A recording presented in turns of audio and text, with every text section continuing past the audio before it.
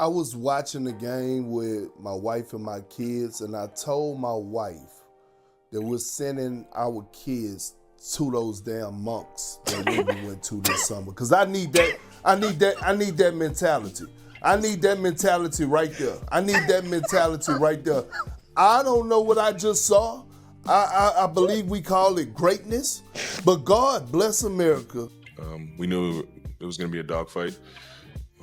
We just got to be better. Me in particular had to play better, especially against a team of this caliber. What that game was like to be a part of, with the amount of hits you took, and to continue to keep going. It's something, the relentlessness is built as well. First of all, the first thing is physical ability. Getting stronger as the years go on. And the mental toughness, you have to have it all the time. And as you said, yes, it takes a toll, but we will rest in July. Was that the greatest basketball game I've ever seen? Was that one of the greatest solo performances ever on a court? Yeah, without a doubt. Victor Wembanyama just delivered a straight-up legendary performance. This looked like a best player on the planet kind of game. The conversation around that title has been changing non-stop lately. For the last few years, most people gave that crown to Jokic. Then some fans started saying Shai Gilgeous-Alexander took over after winning his second MVP. Maybe Shai held that spot for a moment.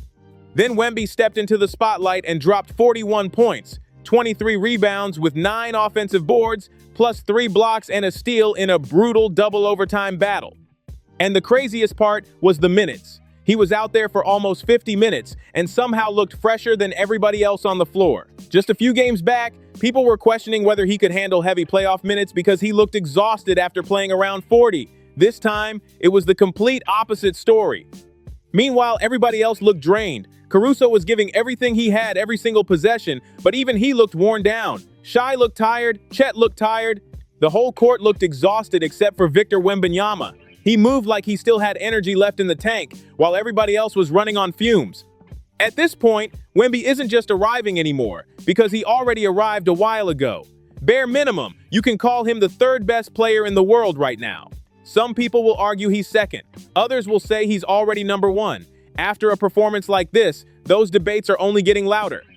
Wemby has been here for a minute already, but this was a completely different level. Western Conference Finals Game 1 on the road in OKC, missing a major starter too.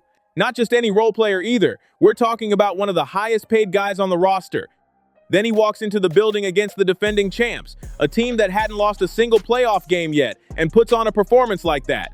It's hard not to overreact after watching something this wild. You see a game like this and start wondering if this dude could really enter the GOAT conversation one day. How do you completely shut that idea down after seeing this stage, these stakes, and this level of dominance? Jordan has the perfect finals record. LeBron has the championships and the scoring record. Wemby still has a long road ahead, no question, but what he's doing this young is unreal. He's barely 21 or 22 years old and already putting together historic playoff moments against elite competition. He got to the line 13 times and knocked down 12 free throws like it was nothing. The pressure never looked too big for him. Every possession felt like he was controlling the entire game. And honestly, this turned into a rough night for Chet Holmgren. Chet still had flashes, especially with that massive block to force overtime. And offensively, he'd been playing really solid during OKC's playoff run. But matchup after matchup, Wemby kept taking over the game and shifting the energy every time the Thunder tried to answer back. There's just something about the matchup with Wemby that completely throws Chet Holmgren off his game. Go back and check the regular season meetings. 10 points, 10 points, 8 points. What does it feel like to see someone else get the MVP trophy right before you step into, I guess, what is basically the biggest game of your career, and then to have the best performance of your career?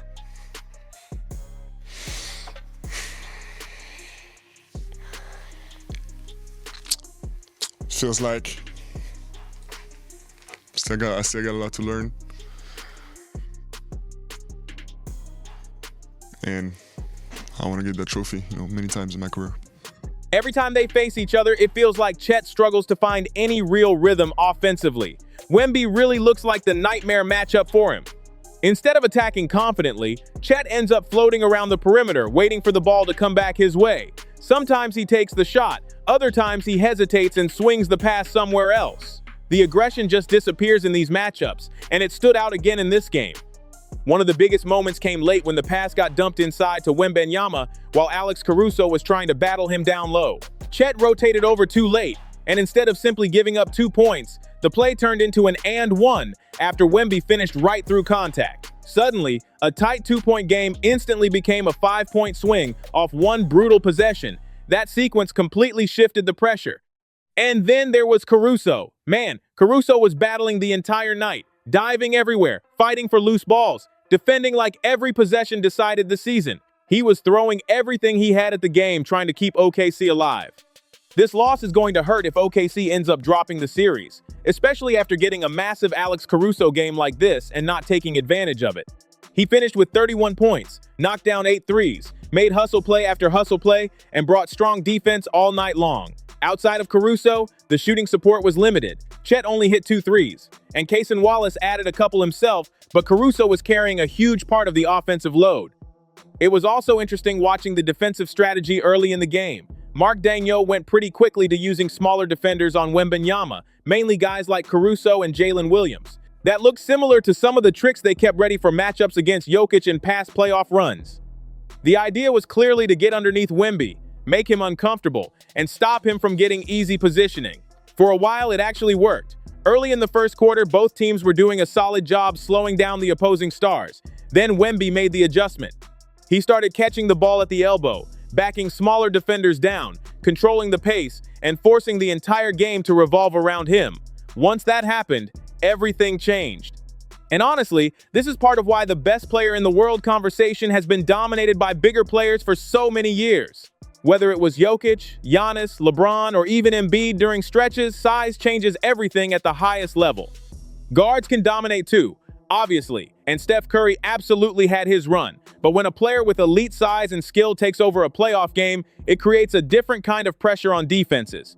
Even when Wemby wasn't shooting perfectly from the field, similar to how Shai struggled at times, he still controlled the game because his impact went way beyond scoring. He influenced every possession on both ends of the court. Shai doesn't really have the option to just walk into the post, call for the ball, and overpower defenders possession after possession.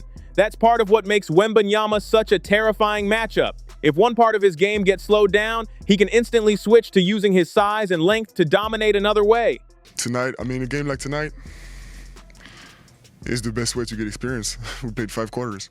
So we're learning, and by the time we get the experience, we'll compensate with our effort. There were multiple plays in this game where his teammates basically just tossed the ball near the rim, and Wemby went up and grabbed it like nobody else on the floor even had a chance. A couple of those catches turned into immediate dunks in one smooth motion. That's the kind of stuff that makes him feel completely different from everybody else in the league right now. Then came the double overtime stretch where he completely took over. I think he scored 8 of the team's last 11 points down the stretch. By that point, the game already felt decided before the final buzzer even sounded. The second he hit another huge shot, it was obvious everybody watching was witnessing something special. Final line ended up being 41 points and 24 rebounds, which sounds unreal even saying it out loud. But it wasn't only about Wemby. The rotation choices played a huge role too. They went with an extremely tight lineup, and the Luke Kornet minutes ended up being rough at key points in the game. Every time Wembanyama sat down, OKC immediately found life offensively.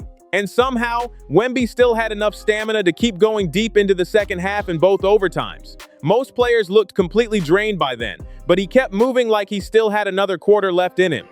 And we really need to talk about the rookie, Dylan Harper. If somebody watched this game without knowing his background, there's no chance they would guess this was his first season in the league. Last year, he was playing college basketball.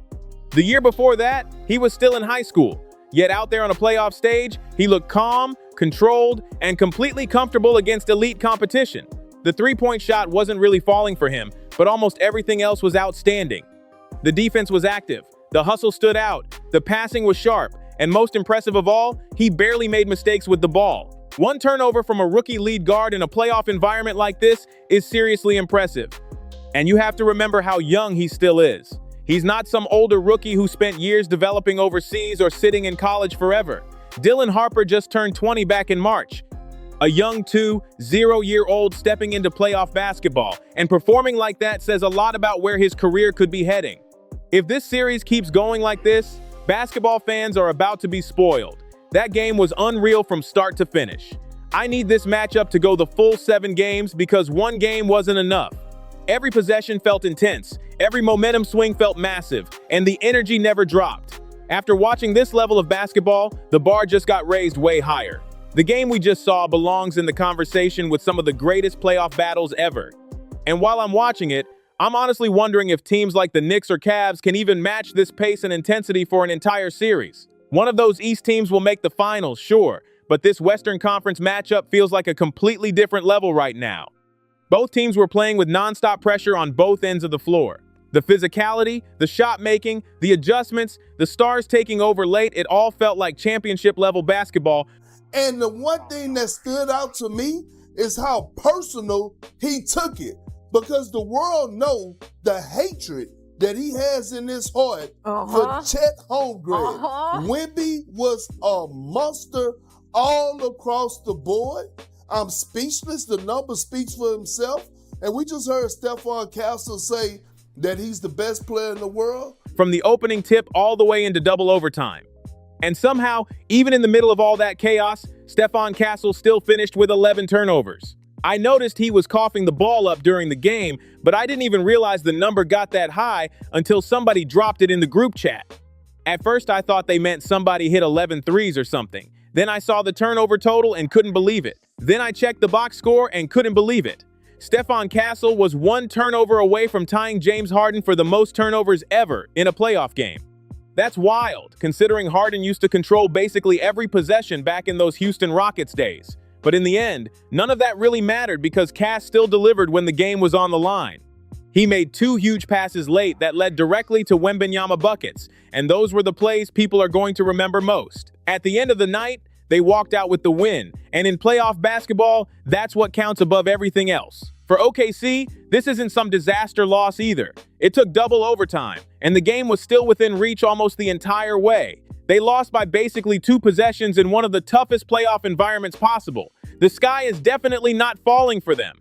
Still, it's fair to say they needed more from Shai Gilgeous-Alexander in a game this important, with Caruso exploding offensively and Chet having some strong moments.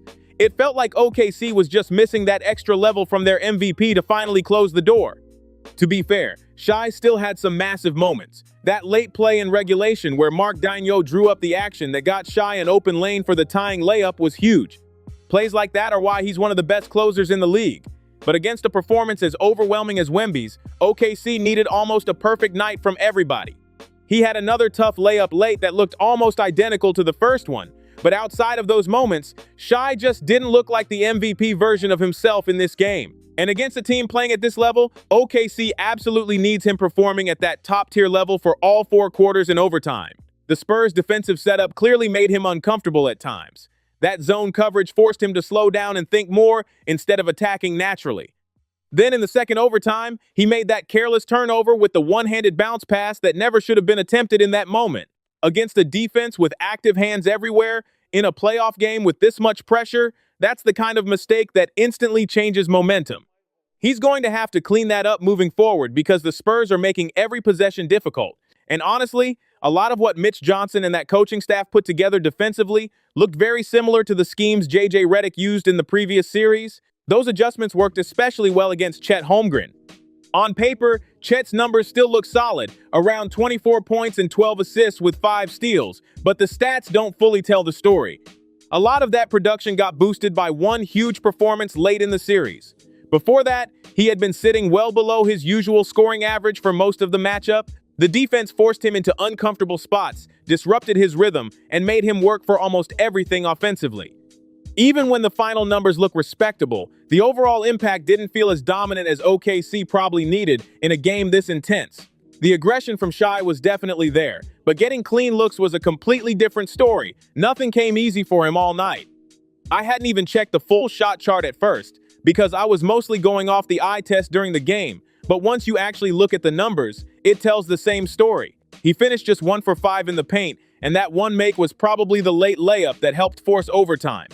In the restricted area, he went 3 for 4, but his usual mid-range spots were completely locked up. He shot 1 for 7 from that area, which is normally where he controls games. From above the break threes, he was 1 for 6 too. Overall, it was just a rough shooting night across the board. On jump shots alone, he finished 4 for 1, 7. And honestly, only getting 4 layups in a game is unusually low for Shai, because attacking the paint is normally such a huge part of his offense. He still got to the line 9 times, so some of those possessions still created pressure on the defense, but the Spurs clearly made him work for every single point. That's what happens when two elite defensive teams collide. Every possession turns into a battle. And when Wembanyama is waiting near the rim, everything becomes even harder. His presence changes how offenses attack before the play even starts.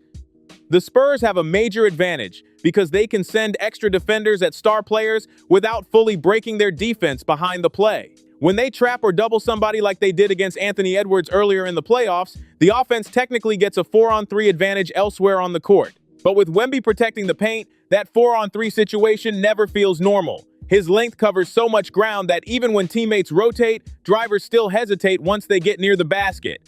It looks like a normal 4-on-3 advantage on paper when the Spurs send 2 defenders at Shai, but it never actually feels that simple because one of those 3 defenders is Victor Wembanyama. He covers so much space defensively that it feels like he counts as multiple players by himself.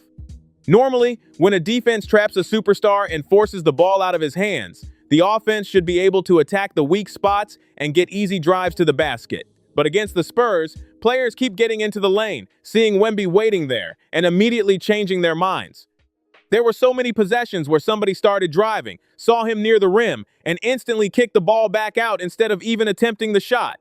That's the Wembanyama effect. He changes offenses before they even make their move. And honestly, that's why people are already starting to talk about his all-time potential in such a serious way. At this point, he already looks like one of the greatest defensive players many fans have ever watched. People bring up names like Draymond Green, Rudy Gobert, Ben Wallace, and other elite defenders from past eras, but Wemby's impact feels completely different because of the amount of ground he controls by himself. The combination of length, timing, mobility, and instincts makes offenses look uncomfortable for entire games. And this was only one playoff game. Hopefully there are still 6 more left in the series because the level of basketball has been unbelievable so far. But if the Spurs actually go on to win this series behind a young star playing like this, the conversations around Wembanyama are going to explode even more. In the modern NBA especially, it's incredibly rare to see a player this young take over playoff games at this level while leading a team this deep into championship contention. That's why performances like this immediately start getting compared to some of the biggest early career playoff runs ever. And the scary part is he's still only a handful of wins away from turning all this hype into something real. There's still a lot left to handle first. The Spurs still have to survive this series and then deal with whoever comes out of the East. But after a game like this, it's hard not to look ahead and think the rest of the league could have a serious problem on its hands. Honestly, maybe it's perfect timing for rebuilding teams right now because trying to deal with Wembanyama for the next decade sounds exhausting. The craziest part is that even years from now, he'll probably still be nowhere near 30 years old. That's what makes all of this feel so unfair for the rest of the NBA. Looking back at the game, there were a couple of huge role player moments too that can't get ignored. Devin Vassell hit a massive corner 3 late in regulation that completely shifted the pressure. I think there were around 40 seconds left when he knocked it down, and it felt like one of the biggest shots of the night outside of the superstar moments. Then there was Keldon Johnson, who basically got dared to shoot for stretches because the defense wasn't respecting him from outside. He came out firing anyway and tried to make OKC pay for leaving him open. Those kinds of role player contributions become massive in playoff games this tight because every extra bucket changes the pressure on both sides. Keldon Johnson knocking down 3 threes ended up being way more important than people will probably realize at first glance. Even though he didn't play huge minutes late in the game, making defenses pay for leaving you open changes everything in playoff basketball. Alex Caruso did the same thing on the other side. Once teams stop respecting certain shooters, those role players have to step up and punish that strategy, and Keldon absolutely did that. We also didn't really get much from AJ Mitchell in this one. I was hoping he'd make a bigger impact, but it made sense why the coaching staff kept his minutes limited. His shot wasn't falling, and he couldn't really get downhill into the paint either, so it became tough to keep him out there during such a tight game. Isaiah Hartenstein only playing 12 minutes was another major storyline. A lot of that comes down to how the Spurs defend OKC. San Antonio clearly doesn't respect some of Oklahoma City's spacing enough to worry about the extra size lineup. Because of that, running two bigs alongside Chet Holmgren becomes difficult against Wembanyama. OKC actually experimented with those lineups during the regular season too, and this game followed a very similar pattern. Mark Daigneault eventually had to scale back the Hartenstein minutes because the double big setup just wasn't creating enough offensive flow, especially with the Spurs collapsing defensively the way they were. Once OKC shifted towards smaller lineups with wings and guards surrounding Chet, it opened the floor more for Shai offensively. But the trade-off was obvious on the glass. With less size on the court, Wembanyama completely took over the rebounding battle and finished with 9 offensive rebounds by himself, while the Spurs grabbed 15 as a team. There were stretches late in the game where Wemby was grabbing multiple offensive rebounds on the same possession by himself. I think there was one sequence where he pulled down like 3 straight boards before the Spurs finally scored. That's the trade-off OKC has to live with right now. They're hoping the added shooting and spacing from smaller lineups can make up for losing size and rebounding against somebody like Wembanyama. Everybody expected this series to turn into a chess match between both coaching staffs, and that's exactly what happened in Game 1. The Thunder are dealing with both the blessing and the problem of having so many talented players. The challenge becomes figuring out which combinations actually work against this specific Spurs defense. Aaron Wiggins came in to start the second quarter, got 3 quick looks from deep, missed all of them, and basically never saw the floor again. Isaiah Joe only played a few seconds because they were trying to find the perfect moment to free him up for shots, but the opportunity never really developed. Jay Will got some fourth quarter minutes, but still only finished around 10 total minutes. Jeremiah Kane hit a couple shots and ended up getting a little more run, around 18 minutes. But overall, Mark Daigneault spent most of the night searching for lineups that could finally crack the Spurs' defensive setup. And honestly, it never fully happened. The Spurs kept things pretty tight with their own rotation too.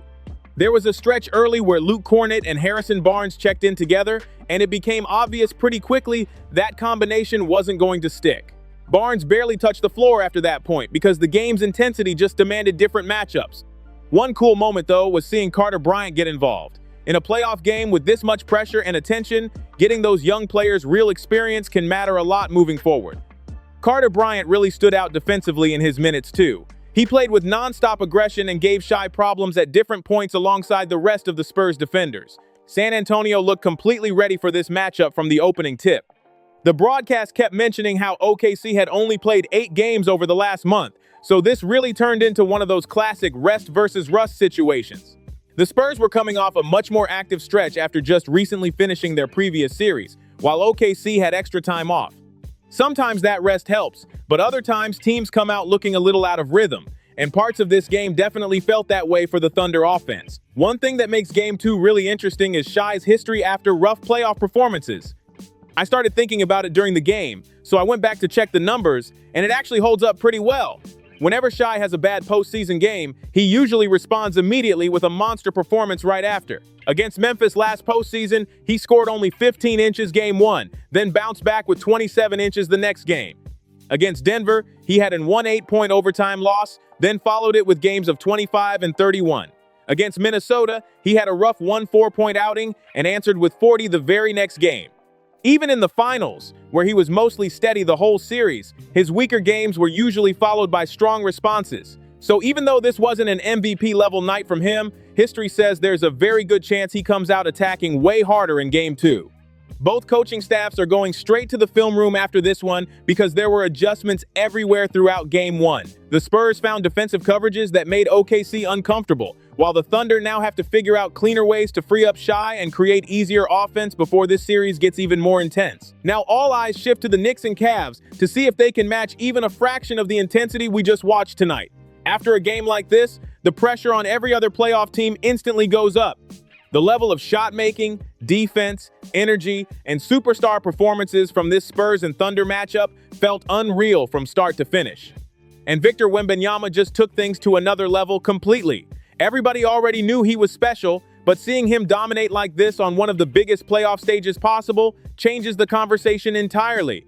The way he controlled the game defensively, took over offensively late, and still had energy deep into double overtime was unbelievable to watch. It honestly felt like one of those performances people are going to talk about for years. Big credit to the entire Spurs squad too.